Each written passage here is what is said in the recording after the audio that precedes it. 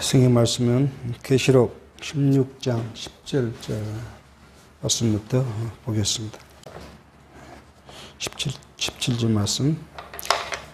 일곱째가 그 대접을 공기 가운데 쏟음에 큰 음성이 성전에서 보좌로부터 나서 가로되 되었다 하니 번개와 음성들과 내성이 있고 또 큰 지진이 있어 어찌 큰지 사람이 땅에 있어 오므로 이같이 큰 지진이 없었더라.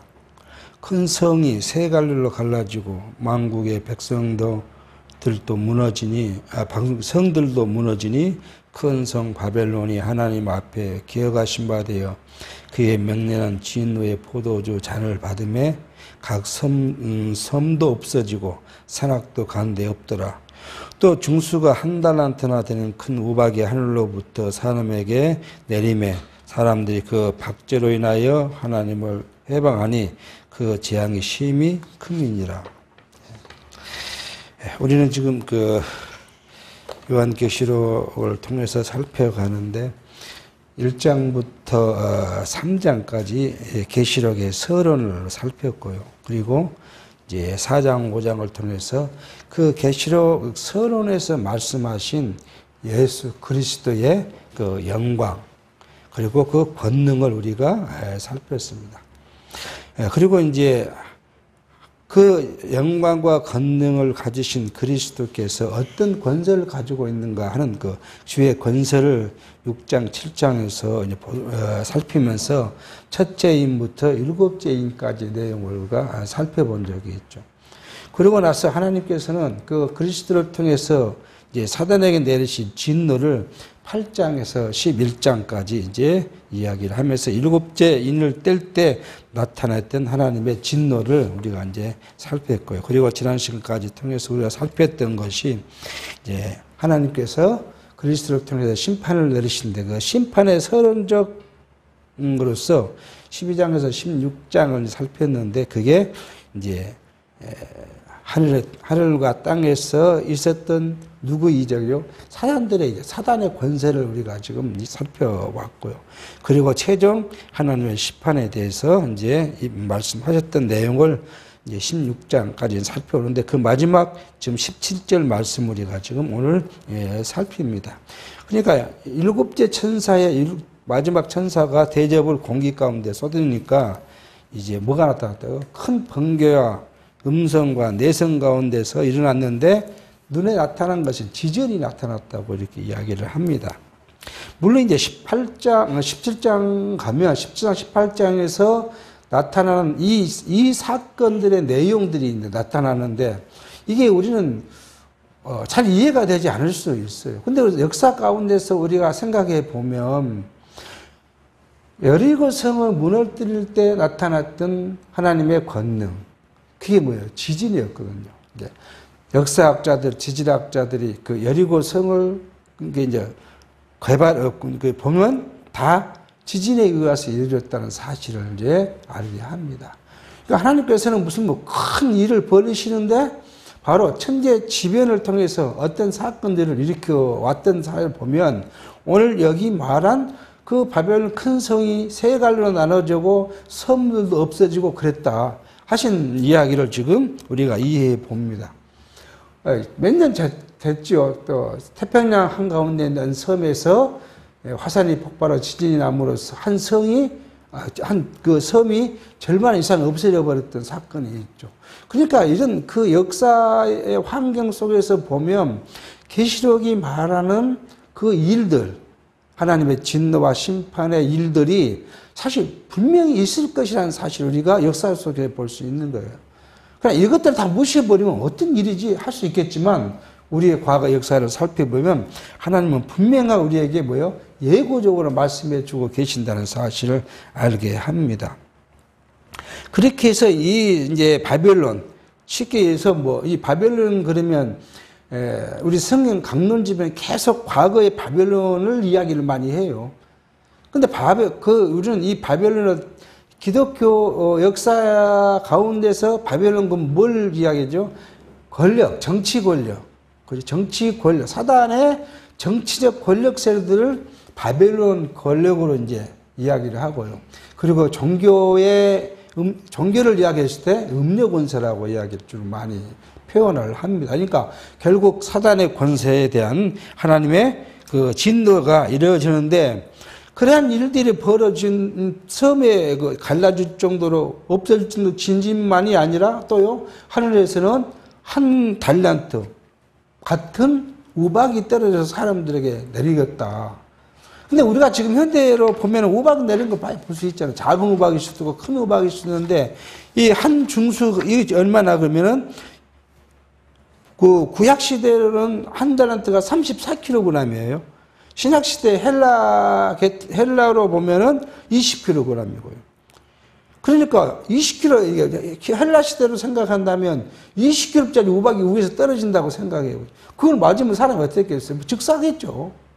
그러니까 이런 일이 벌어지니까 뭐 한다고요? 오히려 이것이 벌어지면 성도들 입장에서, 우리 성도들은 하나님의 이러한 심판을, 진노가 우리 앞에 닥쳤을 때 우리는 이러한 사건을 보면서 우리를 생각하고 하나님께 우리의 모습을 반성해 보겠지만, 사단의 권세는 그렇지 않다는 거 아니에요.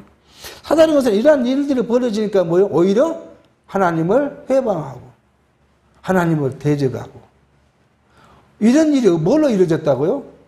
하나님으로부터 왔다. 그 말은 하나님으로 오지 않았다는 거예요. 그냥 사람이 만들어진 것이고, 우연히 이루어진 일이고, 자연에서 생기는 것이지 하나님과 관계없다는 거 아니겠어요? 그 현대도 지금 그러고 있잖아요. 예를 들어서 지금 우리 화산이 나고 화재가 발생했어요. 뭐라고, 원인은 어디에 있어요? 다 뭐 다른 데에 빠져나. 그러니까 하나님과의 아무런 관계없는 원인들을 이야기를 해요. 지진이 왜 일어나는데요? 지진이 일어나는 일을 과학적으로 하니까 뭐예요?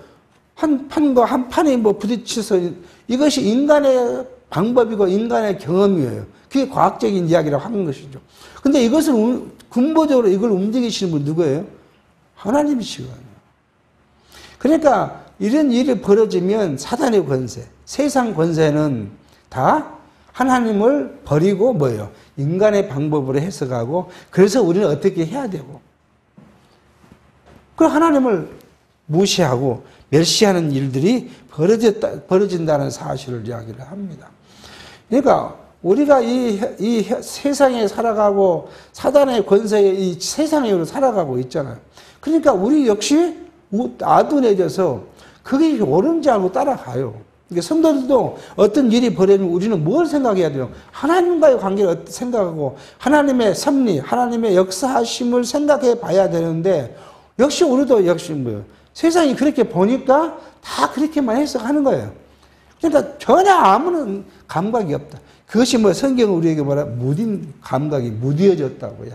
하나님에 대한 감각이 무뎌지니까 뭐예요? 과학적 방법, 이것이 옳다고 생각하잖아요. 그래서 그것을 맹정하고 그걸 따르고 그것으로 뭘 받아요? 가장 큰 거 뭐예요? 위안을 얻는 거예요, 사람이. 야, 이건 우리와 관계없는 일이야.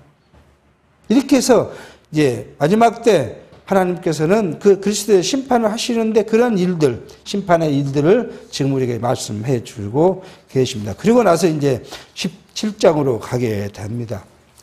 17장은 일단 우리가 어떤 의미로 받아들이냐 그러면, 지금 하나님의 심판의 마지막 사단과의 싸움을 지금 이야기하고 있다고 이제 볼 수 있겠습니다. 그래서 17장을 우리가 이 성경 개론집에서는 큰 음녀의 출현 갱의를 하고 이렇게 이야기를 하고 있는데, 내용을 이렇게 제목을 붙여놓고 성경을 읽으면 도대체 무슨 양인지를 알 수가 없어요. 이해가 잘 안 되더라고요, 아무리 해도. 그래서 이걸 우리가 좀 더 다른 의미로 살펴보면은 뭐예요? 17장이 나타나고 있는 상황들을 보면, 이제 16장에서부터 우리가 연계해 와서 하나님께서 심판하는 그 세상, 어떤 세상이요? 사단이 지배하는 세상, 사단 권세가 지배하는 세상에 그것이 어떤 모습인가 하는 이야기를 하는 거예요. 하나님의 진노하고 심판하실 이유가 여기에 있는 거예요. 뭐예요? 다 하나님을 버리고 뭐예요? 인간의 방법과 인간의 수단과 인간의 것들이 목적되어져 가는 삶이 뭐냐? 그걸 지금 17장에서 이야기하고 계신다고 좀 이해해 볼 수가 있겠습니다. 자, 1절입니다. 또 7대접을 가진 7천사 중 하나가 와서 내게 말하여 가로되 이리 오라. 많은 물 위에 앉은 큰 음녀에 받을 심판을 내게 보이리라. 땅의 임금들도 그로 더불어 음행하였고 땅에 거하는 자들도 그 음행의 포도주에 취하였다 하고. 그러니까 지금 음녀가 이러니까 음녀의 출현 뭐 이런 것들을 이해하는데 우리는 뭐예요? 지금 이 세상에 사단이 지배하고 있는 이 세상이 어떤 세상이냐 그러면 뭐예요? 정치 권력, 힘과 정보의 음녀가 혼합된 세상이에요. 그걸 지금 이야기하고 있다고 볼 수 있는 거예요. 자, 현대 교회가 우리가 한번 생각해봐요. 이렇게 하니까 별 감격이 없거든요. 현대 교회를 우리가 한번 역사적 교회를 생각해보면 뭐가 되어 있어요? 정치 권력과 종교 권력이 딱 결탁해서 뭐요? 하나님을 대적하는 일들이 수도 없이 일어났어요. 우리 한국만 우리가 보면 과거 우리 독재 정권 때 그 정치 권력이잖아요. 독재 권력과 뭐가 통합했어요? 이단, 종교 집단이잖아요. 이단이. 그 종교 집단과 결탁해서 그것이 꼭 세상의 모든 선인 것처럼 해요. 그게 전도관이고요. 그게 통일교였고요. 이 지금 우리가 같은 구원파였고요. 우리 가까운 구원파였고요. 신천지였고요. 다 그들이 뭐예요? 그 요즘에 신천지 때는 밝혀진 거 아니에요. 신천지에 포함되어 있는 정치 권력이 누군가가 다 뭐 밝혀졌잖아요. 뭐 연예인은 누구고 말이에요. 그렇게 해서 그들이 다 선인 것처럼 이야기를 하고 그들이 갖고 있는 것이 뭐예요? 모두가 다 육체적인 것에 매여 있어요. 육체적 쾌락. 종교 집단이 선한 것이 아니라 뭐예요? 다 육체적 쾌락에 빠져 있는 거예요. 무엇을 힘입고요? 정치 권력을 힘입고요. 이 정치 권력을 힘입으니까 뭐가 풍성해져요? 세상의 물질이 자기들의 물질. 오만 돈을 다 끌어모아서 건물을 만들고 호화스럽게 하고 그렇게 해서 자기들이 그것이 아주 살아가는 데 재미를 붙이는 것처럼 이야기를 하고 있는 모습을 보게 합니다. 그런가 하면 이제 좀 더 예로 밖에 보면요. 이게 뭐 또 비난받을 수 있는 이야기지만 로마 카톨릭은 어떻게 했어요? 로마 카톨릭이 뭐가 결탁을 했어요? 정치화 해가지고요. 나중에 로마 카톨릭이 정치 권력 위에 있었잖아요. 황제나 왕을 승인해주고, 임명은 하지 않지만 승인해주고, 그리고 그 사람들은 로마 교황청을 통해서 부를 축적하고, 그게 이탈리아 가면 모든 역사가 그렇게 돌아가고 있잖아요. 이렇게 해서 있었던 사실들이 뭐예요? 오늘 말씀하신 그런 것들이에요. 음료와 정치의 권색이 일치돼서 살아가고 있다. 이게 뭐 어느 시대 로마가 예루살렘을 정복한 로마는 어쩌고 바벨론은 어쩌고 그런 문제가 아니라 실제 마지막 세대에 살아가는 세상의 모습을 지금 말씀하고 계신다고 볼 수가 있겠습니다. 그러니까 여기 이전에 땅의 임금도 정치 권력이잖아요. 땅의 임금 정치권도 음행 더러운 것들을 행했다. 누구와요? 종교 세력과 더불어 그렇게 했다. 3절입니다.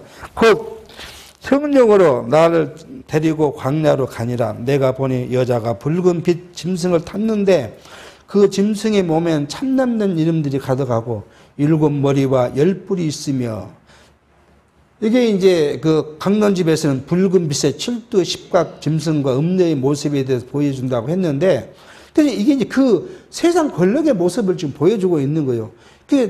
그 세상 권력, 사단의 권력이 있는데 그 권력의 모습은 뭐냐 그러면 그 이름은 뭐예요? 참남된 이름을 들었었더라. 그러니까 이 참남된다는 게 뭐예요? 분수에 넘어서 너무 지나친 것을 우리 국어사전은요, 분수에 넘어 지나침을 이야기하는데 자기 주제를 맞지 않는 거란 거잖아요. 그러니까 사람이 누가 된 거예요? 자기가 예수다. 제 이름 예수라고. 자기가 성령이라고 이야기하고. 지금 하나님의 교회, 거기에 뭐예요? 자기는 어머니 하나님. 성령이라는 거, 자기가 성령이라는 거 아니겠어요? 그러니까 그게 참단된 이름이에요. 자기 분수가 인간의 모습을 넘어서서 뭐예요? 자기가 하나님이 되고자 하는 것들. 그것만입니까? 뭐 우리 여기만이 아니라 밖으로 나가면 얼마나 많아요. 자기가 재림 예수라는 그런 종교들, 마릴 예수, 그리스도니 뭐 그것도 마찬가지죠. 다 그렇게 지금 그래서 사람들에게 자기를 나타내 보이자 하고요. 어떤가 하면요, 뭐 여기다 왕관을 쓴 분이 있잖아요. 로마에 가면 왕관을 쓰신 분 뭐예요? 자기가 왕이에요, 왕. 하나님의 정권도 뭐 이윤을 받았다. 말은 하나님의 정권을 이윤받았다. 하나님 이름이 들어가지만 누구예요? 자기가 왕이에요. 그러니까 진정한 왕은 누구예요? 만왕의 왕은 예수 그리스도이신데 예수 그리스도를 핑계로 자기가 왕이에요. 그리고 곧 자기 말이 뭐예요? 신이에요, 신. 그래서 그 집단은 뭐예요? 성경 66권이 아니라 교황이 말한 말을 다 적어서 성경과 동일하게 살피고 있어요. 그러니까 자기가 뭐예요? 신격이 된 거죠. 왕이, 하나님 된 것이죠. 자기 말이. 교황의 말은, 모호하다는 거 아니겠어요? 모호해요. 그 신과 똑같은 것이죠. 그게 지금 현대에 살아가는 우리 세상의 모습이에요. 이게 사단 집단이, 정치 권력이, 사단의 하수인들이 하고 살아가는 세상의 모습이 이런 모습이라는 것을 성경은 이야기를 하고 있는 거예요.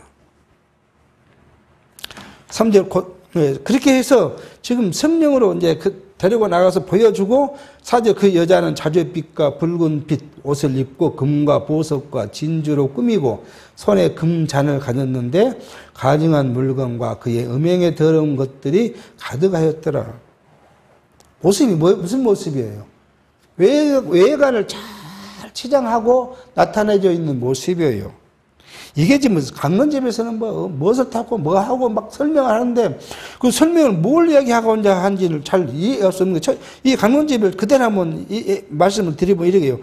첫째는 그 여자는 자줏빛과 붉은 빛 옷을 입고 이는 황후의 옷차림을 연상시켜 세상 나라와 야합한 음녀의 모습을 나타낸다. 그렇게 지금 강론집에서 이야기를 했어요. 이게 뭐예요? 결국은 꼭 어떤 집단만이 아니라 모든 사람이 이래요. 세상의 모든 사람, 우리를 포함해서 모든 사람 뭐예요?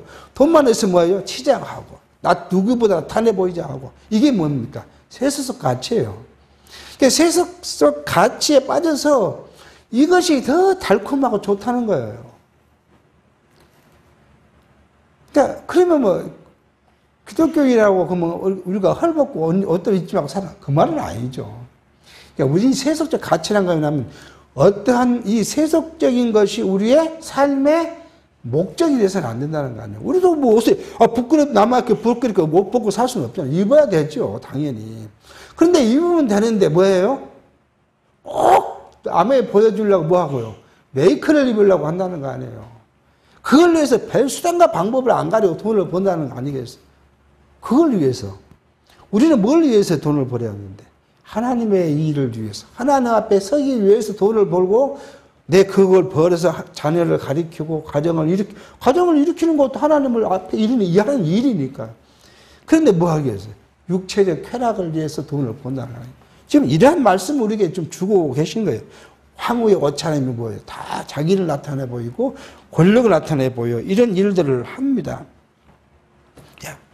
그리고 두 번째로 그런 말이에요. 성경 경륜집은 금과 보석과 진주를 꾸미고 이것은 적그리스도의 세력과 사치스러운 음녀가 부와 명화를 한 몸에 지닌 모습이다. 이게 뭐예요? 다 그 똑같은 이야기예요. 세 번째, 손에 금잔을 가졌는데 가증한 물건과 그의 음행에 더러운 것들이 가득하다라는 것은 세상의 모든 권력자들이 유혹하여 취하게 하는 것을 가지고 있는데 온갖 우성과 종교적 거짓 진리로 가득 찼더라. 이렇게 이야기를 강론집 설명. 그럼 이거 잘 이해가 안 돼요. 이게 이렇게 강론집 하면. 그러니 우리가 뭘 해보냐. 이 4절이 말하고 있는 핵심은 뭐냐면 우리가 지금 방금 말씀드렸듯이 세속적 가치로 치장하고 물들어 있는 모습을 이야기해요. 그러니까 이게 우리는 조심해야 한다는 거 아니에요. 우리는 우리의 가치를 신령한 가치를 갖고 살아가기 때문에 우리의 소망은 영원한 것이고 하늘 나라이기 때문에 우리가 세상에 살아가지만 우리가 조심하고 경계하고 또 경계해야 할 것이 바로 이것을 배제하는 거 아니겠어요? 같이 먹고 입고 잠을 자고 살지만 우리가 이런 것에 같이 빠져서 세상 것으로 찬송과 세상 연락을 즐기는 것으로 끊는 것이 얼마나 중요한가. 근데 사실은 제가 생각해 보면 과거 기존교회에 있을 때는 돈을 많이 벌고 부하게 살고 이것이 하나님의 복을 받은 거라고 생각을 했어요. 이 하나님의 복을 받았으니까 뭐 해야 돼요? 누리고 살아야 되잖아요. 그게. 돈을 많이 번 것이 하나님이 주신 복이면 그 복을 갖고 뭐 했어요? 누리고 살아야 돼요. 그러니까 어떻게 했어요? 첫 번째, 남자들은 뭐예요? 남자는 처음에 좋은 차 살라고 하잖아요. 좋은 집 질라고. 여자들은요? 좀 우습지만 명품 가방을 들라고 하잖아요. 그 다음에 좋은 옷을 입으려고. 그 다음에 보석을 주렁주렁 걸라고 하고요. 이게 뭐예요? 세수서 같이 물들어 사는 사단의 모습인데 이게 눈에 좋게 보여요. 하나님의 택한 백성들도 이 모습이 좋게 보여요. 그러니까 따라하고자 싶어요. 사실 이걸 경계하라는 말씀인데 이걸 지금 우리에게 교훈적으로 지금 해주고 계신 말씀입니다. 근데 이렇게 한 사단, 음녀의 정체가 뭐냐? 이걸 지금 5절에 이야기합니다. 그 이마에 이름이 기록되어 있으니 비밀이라 큰 바벨론이라 땅의 음녀들과 가증한 것들의 엄이라 하였더라. 이것도 좀 그렇습니다. 강론집에서는 비밀이라 했다는 것은 불법의 비밀, 곧 불법자의 비밀이라는 말로 자칭 하나님이라 일컫는 멸망의 자식인 적그리스도를 가리킨 것이다. 데살로니가 후서 2장 1절로 12절의 내용을 가지고 이것을 이렇다 하고 이야기를 하고 있습니다. 근데 우리는 한번 생각해 보면 그 이마에 기록되어 있다. 이 말은 그건 비밀한 말이에요. 자기들이 하는 행위에 대해서는 굉장히 감춰져 있어요. 사단의 이 뜻을 감추죠. 우리가 이미 이제 밝혀졌지만, 신천지가, 나가 신천지라고 와서 우리 교회에 들어와서 성도를 유혹합니까? 그렇지 않아요. 우리가 성경 공부하자. 하나님 잘 알아야 되지 않느냐. 자기들 신분은 다 감추고 와서 하나님에 대한 이야기를 한다고 와서 이야기를 하다 보면 어느새 성경이 어디로 가요? 자기 교주로 빠져가게. 그래서 그가 이해되기 시작하면 그를 어디로 데려가요? 신천지로 딱 들고 가는 거야. 그들이 전도 전략 이거예요. 귀정교회 가서 불만 있는 성도에게 찾아가서 성경을 공부하자고 이야기하고 그렇게 해서 자기가 동의되면 그 다음에 두 번째는 그들의 전략이 뭐예요? 교회를 뺏기 위해서 더 큰 분란을 만들어서 교회를 뺏고 그걸 어디로 가져가 마지막에 자기 신천지 교단에 바치는 일이 그들의 전략이에요. 그 비밀에 쌓여 있어요. 적그리스도는 그렇게 해요. 적그리스도는 다 내가 적그리스도로 나타내지를 않아요. 절대로. 이거 우리는 그래서 적그리스도를 가려내는 것이 굉장히 중요한 문이라는 것을 알게 합니다. 그리고 큰 바벨론, 여기 바벨론이라고 했잖아요. 이것은 바벨론 제국을 이야기한다고 이야기를 해요. 강론집에서는요. 그리고 땅의 음녀와 가증한 것들이 엄이라고 했어요. 이런 것들을 하나님을 대적하고 우상을 만들어 섬기게 하는 적그리스도와 그 우상을 숭배하게 하는 권세를 가진 많은 음녀의 모차라고 이야기를 합니다. 강론집에는. 그런데 이렇게 이제 이것이 이겠지만 우리는 좀 더 확정해 가면 이런 설명보다는 뭐예요? 적그리스도는 뭐예요? 사단의 엄이에요. 적그리스도는. 그게 우리는 이걸 쭉 성경을 찾고 가면 뭐예요? 쫓겨난 옛뱀, 아담과 하와를 유혹하고 쫓겨난 옛뱀. 계시록 그걸 이야기해요. 사단이라고요. 그러니까 사단은 우리를 엄청나게 자기를 숨기고 유혹해요. 그래서 우리를 어떻게 하면요? 넘어뜨리려고 하는 거예요. 성경이 그래요. 적그리스도 사단의 권세를 와서 우리를 어떻게 하면 성도들을 넘어뜨릴까 할까? 그래서 큰 방법과 교활함을 가지고 우리를 찾아와서 한다 하는 사실을 지금 이야기를 하고 계세요. 6절 또 내가 보면 이 여자가 성도들의 피와 예수의 증인들의 피를 취한지라 내가 그 여자를 보고 기이 여기고 크게 기이 여기니 천사가 가로되 왜 기이 여기느냐 내가 여자와 그의 탄바 7머리와 10뿔 가진 짐승의 비밀을 내게 이르라. 10뿔 게 사단이죠. 이 사단이 와서 무엇을 했다고요? 지금 그게 성도와 첫째는 누구를요? 예수 그리스도를. 두 번째는요, 성도들의 피를 흘리고 그 피로 취해 있다 먹었다는 거 아니에요. 그러니까 그 성도들을 핍박하고 죽이는 일이 결국에 재미있었다는 거 아니에요. 즐거웠다는 거 아니겠어요. 자, 이런 집단들이 지금 우리 생각해보면 많이 있어요. 지금 오늘 바벨론, 아수르 뭐 이것만이 아니라 뒤에 다시 말씀을 드리겠지만 예루살렘을 정복한 역사적 섭리 이 제국들을 보면 모두가 다 그래요. 모두가 이방 족속들이 그렇게 와서 성도들 예루살렘을 정복하고 예루살렘뿐만 아니잖아. 그 외에 우리가 일본 36년 동안 압제를 당했을 때 일본의 동조는 뭐예요? 한국 기독교를 핍박하고 죽이고 했던 사실들 물론 이유는 있어요. 그 사람들 맞는 자기들이 주장한 이유가 뭐예요? 기독교인들이 독립을 이야기하고 하니까. 그렇지만 그들이 결론은 뭐예요? 기독교를 핍박하고 죽이고 했던 사람들이 있어요. 거기에 취했어요. 그게 취한 마지막 결과는 그 결과가 어떠냐면 이것이라고 역사가 기록하고 성경에 기록되지 않지만 마지막 결과는 뭐예요? 자기들의 동족이 얼마나 많이 죽음을 당하고 그렇잖아요. 2차 대전이 끝날 무렵에 일본의 상황은 뭐예요? 수십만이 죽고 그런 결과에 대한 그러니까 우리가 세대론적으로 보면 그러면 그것이 이 진노냐 이렇게 말하면 안 되죠. 그럼 말하면 안 돼. 세대론적으로 그 말하면 안 되는데 우리가 역사적으로 보면 그런 사건들이 계속 있어 왔다는 것들을 생각해 보면 또 앞으로도 있을 거라는 거예요. 그래서 어느 순간에 성경이 말한 일들이 계속 있어 마지막 심판이 딱 이루어질 거라는 사실을 우리가 보수합니다. 그러니까 지금까지 없던 일이 갑자기 뭐 이루어진 것이 아니라 지금까지 역사에 쭉 있었던 그런 일들은 뭐예요? 하나의 예표로서의 보여준 모형이라는 거예요. 이런 것들이 있을 것이다. 그러니까 이걸 보고 이제 성도들이 저와 여러분들 이상이 열릴 거 아니에요. 왜 하나님은 자기 택한 백성들을 잘 보호하고 지키시고 그런다고 육체적으로 그렇게 생각했는데 죽음을 당하게 하고 왜 그러지? 그렇게 이제 생각하는 거예요. 기이역이었다. 그런데 그거 비밀을 이제 우리 하나님은 우리에게 알려줄 것이다. 요한에게 지금 그렇게 이야기를 합니다. 자, 그래서 8절에서 13장에 보면 이제 이 사단의 권세.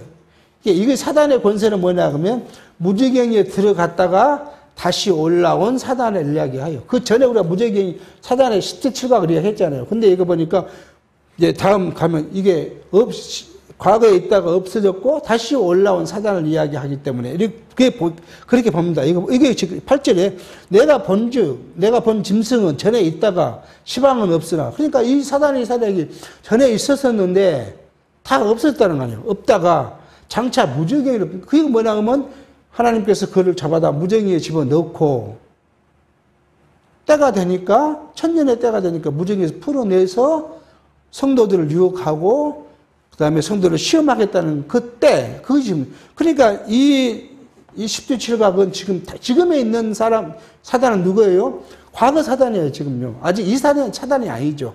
그 사단이 무정의로부터 올라와 멸망으로 들어갈 자니 땅에 거하는 자들로서 창세 이후로 생명책에 농면되지 못한 자들이 예전에 있었다가 시방은 없으나 장차 나올 짐승을 보고 기이 여기더라.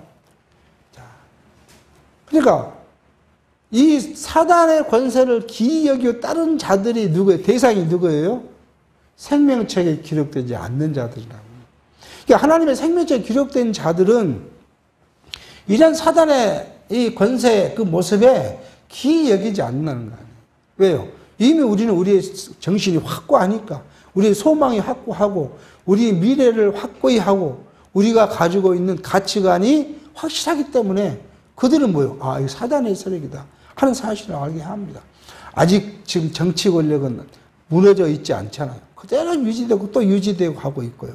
종교 검증은 그대로 유지되고 있어요. 언젠가는 모르겠지만 마지막 예수 그리스도께서 어린 양 십자가로 그들을 무지개에 넣고 1000년이 지난 다음에 다시 그들을 풀어서 택한 성도들을 그때는 아예 죄가 없고 그런 때니 되게 하신 다음에 천년간 그들을 유혹하는 때가 되면 이것들이 올라와서 그 성도들을 그럴 것이다. 그냥 지혜에 있는 뜻이 여기 있으니 그 일곱 머리는 여자가 앉은 일곱 산이요. 또 일곱 왕이라 다섯은 망하였고 하나는 있고 다른 이는 아직 이르지 아니하였으니 이르면 반드시 잠깐 동안 계속하리라. 일곱 머리가 있는데 일곱 제국을 이야기하고 한번 살펴보겠습니다. 일곱 머리. 일곱 머리는 일곱 제국을 이야기하는데 그 중에서 다섯은 있었고 있었다 망했고 지금 그 이야기를 합니다. 그렇게 설명을 하기 때문에 무엇을 이야기하냐 하면 예루살렘은 언약 백성을 사로잡아간 바벨론과 고토로 귀환한 언약 백성을 괴롭힌 파사 그리고 유다와 예루살렘을 정복한 헬라로 보는 연구가들이 견해가 있는데 성경 가면 이 연구를 동의한다고 그렇게 돼 있어요. 자, 누구라고 이 다섯이 뭐라고요? 이스라엘을 그렇게 했던 애굽, 그 다음에 아수르, 그 다음에 바벨론, 파사, 그리고 헬라. 그렇게 지금 이야기를 하고 있어요. 그리고 하나는, 일곱 왕 중에도 하나는 요한 당시까지 유다 백성 곧 언약 자손을 억압하고 교회를 박해한 노마. 그리고 다른 일은 아직 이르지 아니한. 이르지 않았는데 이게 장차 날 큰 성 바벨론 제국의 통치자를 말한 것이라고 그렇게 지금 이야기를 하고 있어요. 그러면 우리가 이제 여기서 캐슈마크가 붙는 거예요. 이게 틀렸다는 말이 아니에요. 성경도 강론집에 이게 틀렸다는 거 아니라 그런 연구가들이 있는데 그게 동의한다는 말씀을 하는 거예요. 이게 이제 시대적으로는 이런 사건들이 있죠. 그런데 우리가 이스라엘 우리가 예루살렘을 점령한 일들을 보면 한번 이렇게 볼 수 있어요. 제일 먼저 누가요? 그 바벨론이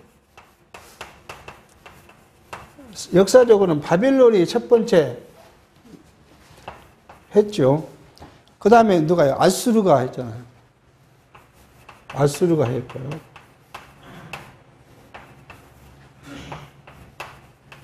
세 번째는 성경은 이제 헬라라고 이야기를 했는데, 근데 이렇게 지금 뭔가 우리가 조금 더 이제 역사적 시각으로 보면요. 두 번째는 누가 하면요? 애굽이 그랬어요. 애굽이 예루살렘을 멸망시키는 그런 사건들이 많이 발생했죠. 그리고 이제 파사. 왜 아수르를 뺐느냐? 아수르는 누구를요? 북이스라엘을 멸망시켰지 남유다를 멸망한 사람 아니잖아. 역사적으로 보면요. 그 다음에 누구냐? 파사. 이게 페르시아잖아요. 우리 이제 파사가 그 이스라엘을 또 그렇게 했고요. 그 다음에 누가요? 헬라가. 네 번째는 헬라가. 다섯 번째는 누가 있겠어요? 로마가 지금 그런 이야기를 한 거예요. 헬라 다음에 로마가.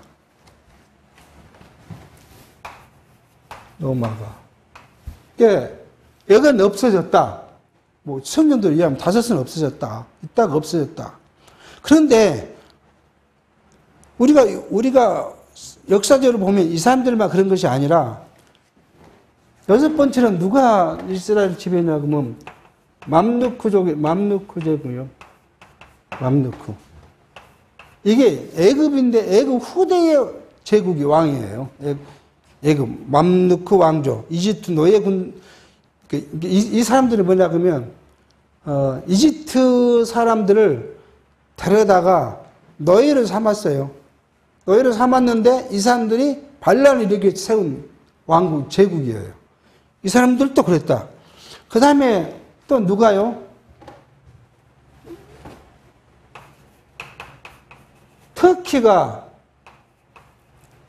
터키가 이슬람 제국이 있을 때 있어요. 이슬람 제국이 예루살렘을 멸망시켰던 일들이 있어요. 그리고 다음에 누구나 그러면 셀주크 왕국이 있어요. 여기는 지금 터키의 옛 지역이고요. 셀주크 왕국인데 이것은 이란이에요. 이란 사람들이 제국이 이거 다 이제 이슬람 제국이에요. 그렇게 했고 그 다음에요. 오스만 제국 여기는 이제 최근의 터키죠. 현대 터키 있기 직전의 제국들이 뭐예요? 이스라엘 예루살렘을 정복한. 그런데 이게 역사에서 이렇게 다는데 저는 여기 하나 더 붙이고 싶은 것이 있어요. 더 붙이고 싶은 게 뭐냐 그러면 반대하잖아요. 반대할 십자군. 기독론적으로 보면 십자군이 어떤 사람들의 그 군대예요. 로마 교황들의 군대. 로마들. 그러니까 우리 신교의 군대가 아니고 로마 교황, 로마 황제가 각 지역에 있는 이 주교들에게 보내서 군대를 모으고 이 셀주크나 오스만이나 이슬람 제국에부터 예루살렘을 탈환하자. 그래 만든 사람들. 이거 예루살렘을 들어와가지고 뭐 십몇 년간 그걸 다스렸던 사람들이 있어요. 그러면 이 사람들이 과연 제가 붙이는 거 뭐예요? 과연 이 사람들이 기독교인가? 우리가 말한 하나님을 그런 의구심이 우리가 지금 가지고 있잖아요. 항상 이 천주교에 대해서. 뭐 이런 제국들에 대해서는 어떻게 해석할 거냐 아니냐 이제 역사적에 있는 이 제국들. 그래서 제가 늘상 할 때마다 이걸 배제하자고 한 건 뭐냐면 이걸 배제하라는 거 아니에요. 세대주의. 해석을 세대주의적인 것을 갖다가 해석하면 이런 일을 그럼 어떻게 해석할 거냐는 퀘션마크를 붙게 된다는 거예요. 이렇게 이것이 기다. 이건 아니다기보다는 뭐예요? 하나님께서는 그 마지막 때에 보면 하나님의 그 섭리가 뭐예요? 나타낸 징조가 예루살렘을 정복하고 그들 앞에 예루살렘이 무릎 꿇게 하고 예수께서는 뭐예요? 가증한 것들이 하나님의 선을 그 재단에 서 있는 걸 보는 이것들이 다 같이 쓰는 거 아니에요? 가증한 자기 신장을 갖다가 이렇게 우리가 해석하는 것이 오히려 한 세대주의적보다 낫지 않겠냐 하는 생각을 하게 합니다.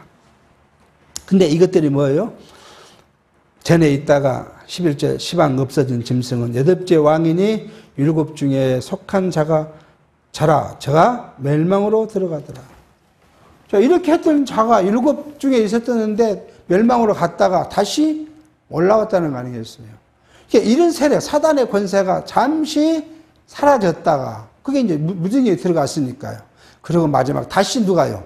사단의 세력이 다시 올라와서 성도들을 핍박할 것이다. 내가 보던 10뿔은 10왕이니 아직 나라를 얻지 못하였으나 다만 짐승으로 더불어 임금처럼 권세를 일시 동안 받으리라. 저희가 한 뜻을 가지고 자기의 능력과 권세를 짐승에게 주더라. 또 이것을 이렇게 해요. 뭐 10뿔은 아직 얻지 못한 유다지파를 갖다가 핍박하고 했던 것들. 결국 여기서 뭔 이야기 나오냐면 결국은 하스몬 왕조. 그 이야기를 해요. 우리 성경 결혼지면 하스몬 왕조를 이야기합니다. 예. 근데 이것도 참 그래요. 이 하스몬 왕조가 이스라엘에 뭐냐 그러면 이 사람들이 이스라엘을 침공해서 멸망시킨 것이 아니라 이 헬라가 우상 숭배를 하라고 하니까 거의 대항한 거예요.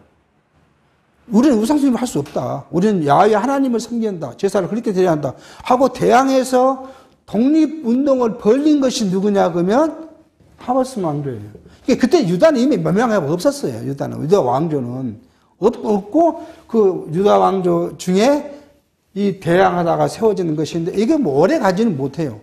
노마에 곧 정복당하고 맙니다. 근데 강론집에서는 이게 지금 하스론 왕조의 아들 3대에 걸쳐서 했던 왕. 그것을 이야기한다고 이야기하니까 이것도 참 조금 뭔가 이해 안 되는 그런 부분이 있긴 해요. 왜요? 오히려 하나님을 섬기겠다고 한 사람을 배반자로 이야기를 하면 그것도 좀 이해가 안 가는 부분도 있고요. 그리고 또 이제 다른 6명의 왕은 뭐냐면 헤롯 왕조. 헤롯이 이제 헤롯 대왕이 자기 네 아들이 있었고 세 아들을 이제 유다 베니게 이렇게 나눠서 왕을 다스리게 하고 했던 그 왕들을 갖다 이야기하고 있다. 그렇게 지금 이야기하고 있는데 저는 이렇게 해석하는 것보다 그죠? 이렇게 해석하는 것보다 뭐예요? 우리가 과거에 1차, 2차 대전 때 생각해 보면 뭐가 있어? 이들이 연합군도 있고 연합군과 싸우는 동맹군도 또 있고 우리가 하나님께서 그들의 마음을 허락하니까 딱 일심동체돼서 한 거 아니에요. 결국은 세상이 앞으로 온 세상이 그럴 거란 거예요. 지금 이 10대 7각은 앞에서 말했던 과거에 있다가 없어졌다가 다시 올라온 자들의 능력, 사단의 힘을 이야기했기 때문에 이들은 지금 과거 이때 이야기가 아니라 앞으로 있을 사람들인데 이들이 어떤 형태를 갖냐 그러면 하나님을 대적하는 방식이 뭐예요? 연합한다는 거 아니에요. 그러니까 그 연합의 방법이 우리는 역사적에서는 있었잖아요. 2차 세계대전, 1차 세계대전 때 연합군도 있고 동맹군도 있어서 같이 전쟁을 했던 것처럼 이 세상의 권력자들이 그렇게 동맹해서 싸우다 보면 뭘 만들어요?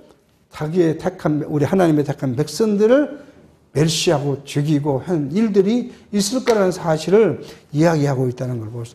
그러니까 우리가 이걸 이제 자꾸 말씀드리지만 세대주의적 관점으로 이걸 해석하면 그럼 그때 있었는데 앞으로 없단 말이냐. 그럼 앞으로 없으면 언제까지 우리가 이렇게 살 것이냐. 그런 의구점을 낳기 때문에 그러한 일들을 좀 세대주의적 관점보다는 성경적으로만 해석하는 부분이 더 낫지 않을까 생각을 합니다.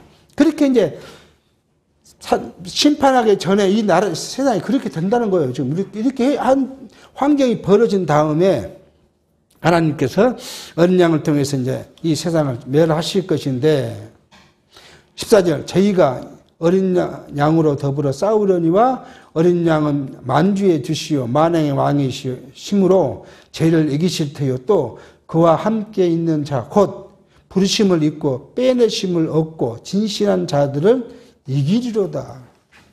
이렇게 이들이 우리를 이제 성도들과 더불어 싸우고 하나님을 대적해서 그리스도와 더불어 싸우는데 하나님께서 누구예요? 예수 그리스도에게 만왕의 왕 되시고 만주에 주신 예수 그리스도로 더불어 이들과 싸우고 이기게 하는데 누구까지요? 그리스도가 이기는데 여기에 있는 지체들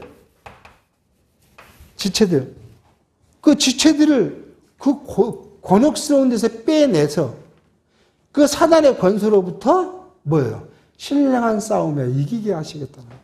이기게 하는 거야. 이 지체들이 무슨 싸움이에요? 신령적 싸움에서. 그러니까 성경은 우리에게 이랬어요. 우리의 싸움은 뭐 어디에 있다고요? 육에 있지 않고 어디에 있다요? 영에 있어요. 그러니까 여기 싸우는 것이 육이 우리를 죽이고 우리 목숨을 아사한 것은 뿐만이 아니라 이것은 간단한 거예요. 그래서 예수께서 하는 말, 너희가 무엇을 두려워하라고요? 너희 육체를 죽이는 사람을 두려워하지 말고 육과 영을 죽이는 자를 놓고 하나님을 두려워하는 거 아니겠어요? 우리의 싸움은 영에 속한 것이기 때문에 육체가 비록 죽는다 하더라도 끝내 우리는 뭐예요? 이어서 영원한 소망을 갖는다는 거예요. 그걸 좀 이야기해요.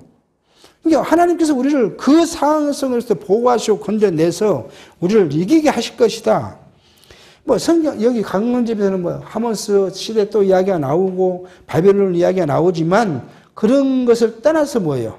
하나님은 자기 택한 백성을 그 상황에서 빼내서 영원한 나라의 소망을 우리에게 갖게 하시고 그 소망을 가진 만큼 뭐예요? 영원한 나라로 인도에 가실 것을 말씀하고 계신다는 사실을 알게 합니다. 15절 또 천사가 내게 말하되 내가 본 바 음녀에 앉은 물은 백성과 무리와 열국의 방언되니라. 결국은 그거잖아요.